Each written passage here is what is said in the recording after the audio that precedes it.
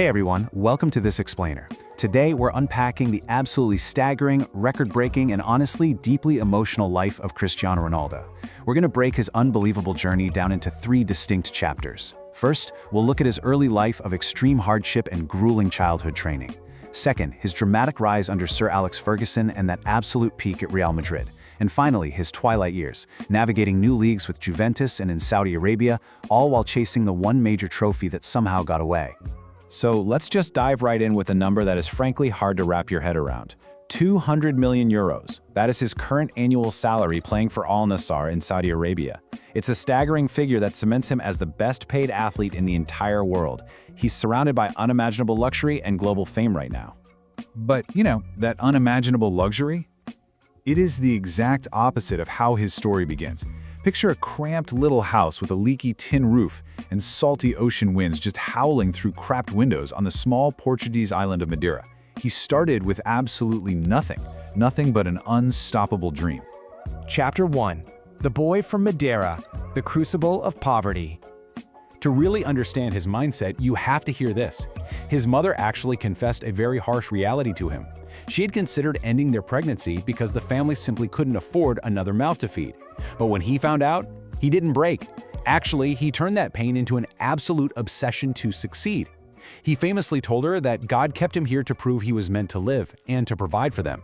His daily reality was incredibly grim. We're talking about a fiercely competitive kid who would literally skip meals just to play with a ball made out of rags.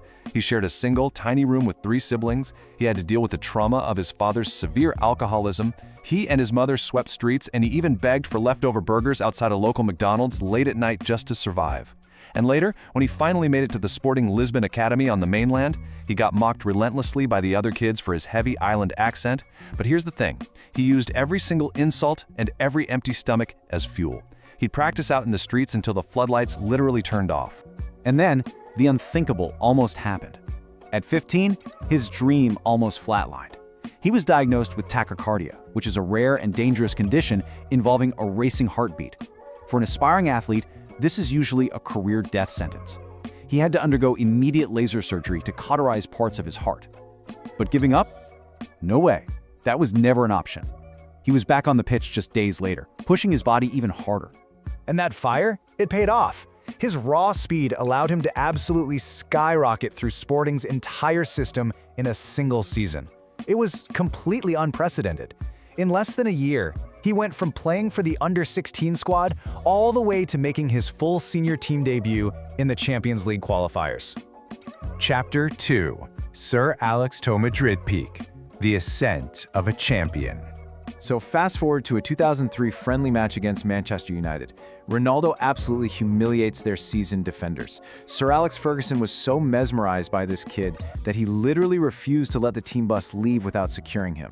He signed the teenager for over £12 million, which was a record for a teenager at the time, and instantly handed him the iconic number 7 shirt, the same one worn by legends like George Best and David Beckham. But honestly, at first, Ronaldo was kind of frustrating to watch. He was all tricks, flicks, and endless step-overs, but Sir Alex knew he had a raw, once-in-a-generation talent. He delivered some much-needed tough love, telling him point-blank that there's more to football than step-overs and that end product wins games. He needed Ronaldo to stop being just a showman and start becoming a ruthless winner. He needed goals, not just applause. And Ronaldo listened. He completely re-engineered his physical and tactical approach to the game. He stayed behind after practice every single day to take 100 free kicks. He strapped weights to his ankles and endured intense weightlifting to build his scrawny legs into literal pistons. He spent countless hours studying film to master his positioning and inside-the-box finishing. He evolved from a flashy traditional winger into an unstoppable scoring machine. This insane evolution led to a Champions League title, his very first Ballon d'Or, and ultimately, a record-breaking £80 million transfer to Real Madrid in 2009. Over 80,000 fans crammed into the Santiago Bernabeu stadium just to watch him put on that white shirt for the first time. He had hit the absolute pinnacle of club football. Now, his arrival in Spain birthed football's greatest eternal argument, right? We're talking about 2 entirely different philosophies of greatness. On one hand, you had Lionel Messi, the magical, natural artist who just glided past defenders. And on the other, you had Cristiano Ronaldo, the unstoppable, engineered machine who is absolutely obsessed with perfection.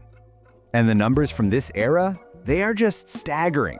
He transformed into an absolute phenomenon, scoring an unbelievable 450 goals in just 438 matches for Madrid. I mean, really, stop and think about that ratio for a second. Averaging more than a goal a game for nearly a decade against the best defenders in the world? That's something we might literally never see again. He practically owned the sport during this era. He dragged Madrid to 4 Champions League titles, including 3 in a row. He secured 4 more Ballon d'Or awards and became Real Madrid's all-time top scorer. And on top of all that club dominance, he emotionally led Portugal to Euro 2016 glory, famously barking orders from the touchline after getting injured in the final. It just proved his undeniable leadership. Chapter 3: Twilight Years and Heartbreak, the Pursuit of an Elusive Dream. But, you know, time catches up to everyone.